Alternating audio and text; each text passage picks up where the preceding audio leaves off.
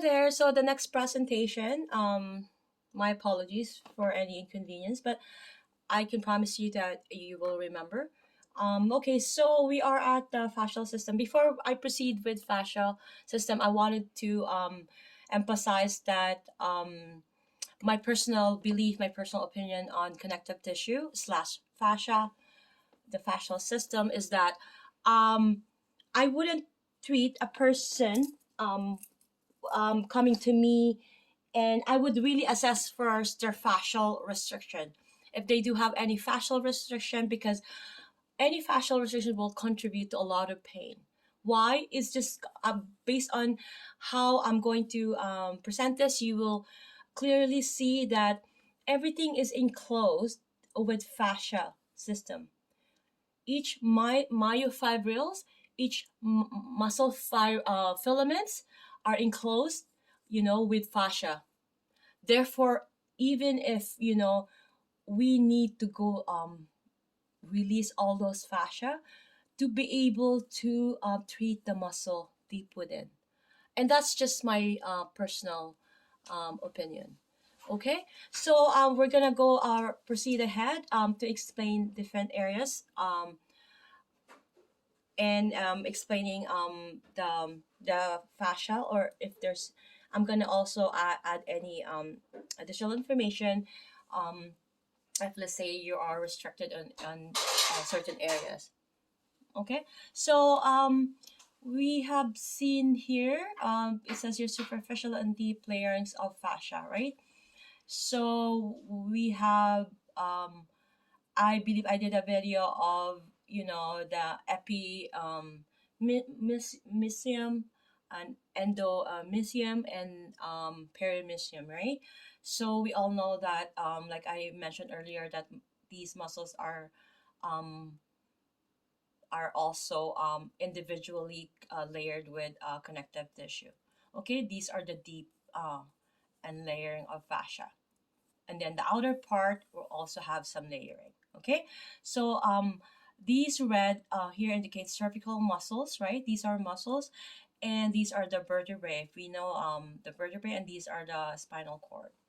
Okay, um, um, these I believe anterior surface facing that way, and this is the cross section of the neck, highlighting layers of fascia, and the cervical muscle left. Okay, and we can see here the biceps brachii, and then there's the brachial fascia, and then this is the humerus here, and that's the triceps brachii, and that's that medial intermuscular septum here. Okay, and that's the lateral intermuscular septum. Okay, so we have that brachial fascia here. Okay, and then the axirily fascia.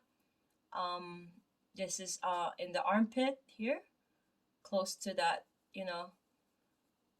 that folds, the axillary folds, right?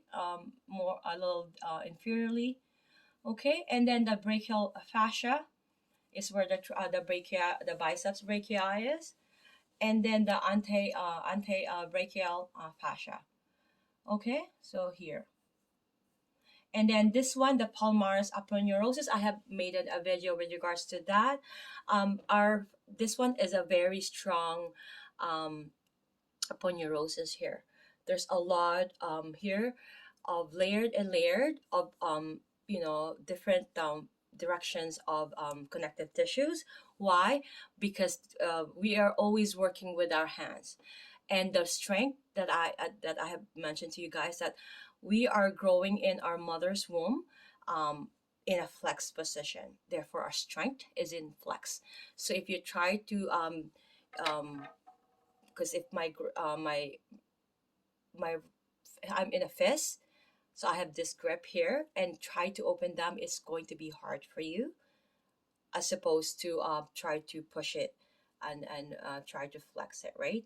Because again, even in our flexing our body, our thorax, we're more so have the strength and the balance to do that, as opposed to the extension that we feel like we're gonna we're only have that normal extension or angle that we're supposed to do an extension, right? Because otherwise we go off balance and we don't have strength and extension in our back. Okay, so now we are at the anti-brachial fascia here. These are the flexor muscles, right? And these are the extensor muscles. Okay, this is the radius and this is the ulna. Okay, so this is radius is along on the outer side, and then ulna will be in here. Okay, so keep that in mind. Ulna will be the medial. Okay, and then radius will be the lateral. Okay, so this is the interosseous membrane. See in between. See if I'm gonna do a video on about interosseous different and ligaments or interosseous membrane of joints, because these are considered ligaments as well, but it's it's connective tissue because two joints, they're joints, right, bone together, right, the ulna and radius, right, in here. So there's that interosseous membrane there. We're proceeding to. I hope that we established that. If not, we can. You can read more on so. You don't want to be keep in mind, you don't want to be stuck in one thing, because it will be a cycle of you getting stuck. You have to clarify that. So if it's not, if things are unclear, you have to go search for more videos and make sure that you understand. Okay, so we're gonna go to the fascia of the lateral pelvis and thigh. The skin is removed to show. Okay, this is very interesting because we all know that tensor fascia lata, or right, it should be after the a ASIS, anterior iliac superior spine. So after that, it will be a long thread of a band. It's called iliotibial band, iliotibial tract. It says, right. This is more a tendon, an extension of the TFL, right? And it's more of a fascia. It's not really a muscle, right? So if this is gonna, cause a lot of pain, if it's really tight. Meaning, if this is really tight, it's gonna cause imbalance. It will create a lot of pain. It could be a lot of pain around in their buttocks, in their lower back, due to that, and that has to be released. All of those fascial restriction, you have to assess them. You can't just do it, right? But this has to be done first. This has to be assessed if there's any, because if they're coming to you for pain, let's say in the lower back, and you're gonna have to assess also this, because this could be a main factor, this iliotibial band and the TFL, especially if there are let's say people who are always office people, right? They always sit in the computer and they're always tight in their flexors, because why? They're always in a flex position, right? So that's what's happening usually. Okay, so now we're gonna just wanna show you to the cross section of the left thigh here. This is the femur, okay, and this is the iliotibial tract that I'm referring. So that area there, it is more so white, right? It is connective tissue, right? So that I'm highlighting it here, right? So this is the quadriceps, right? Right. So we all know the vastus lateralis, vastus medialis, and of course, right? Sorry, my my thing is itchy. So this is the fascia lata, right? And then this is the medial intermuscular septum, and then this is the adductors. Okay, so this usually the adductors, this is always how do you call it, sensitive.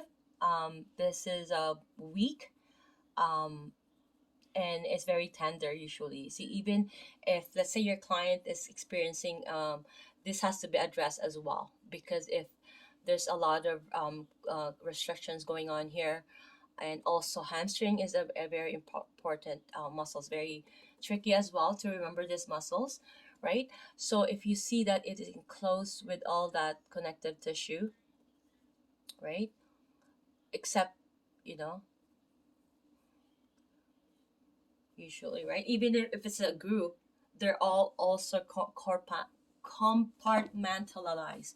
Compartment. Sorry about my pronunciation again, but they're compartmentalized, right? So we all know that, we have established that in our anatomy, and whoever comes to this channel, this is about how the body works, and pathologies, and more so of how to correct them the natural way.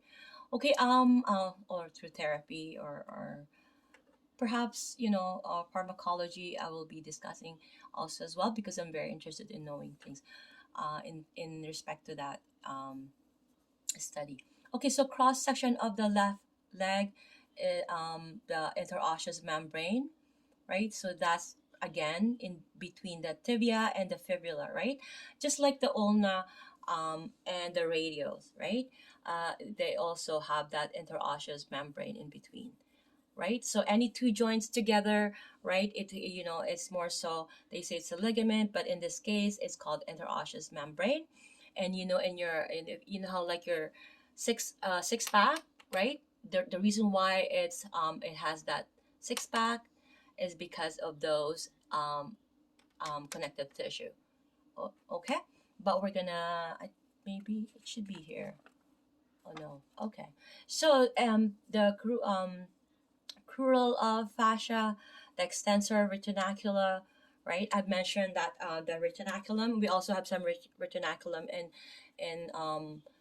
in our wrist here, right? And of course, there are palmar aponeurosis, and then we also have in our foot, right? The plantar aponeurosis. I'm surprised it's not showing here. So a flexor retinaculum here is showing in the foot there, and then the peroneal retinaculum. Okay. Let me see if I have missed anything. Oh, okay. You can stop.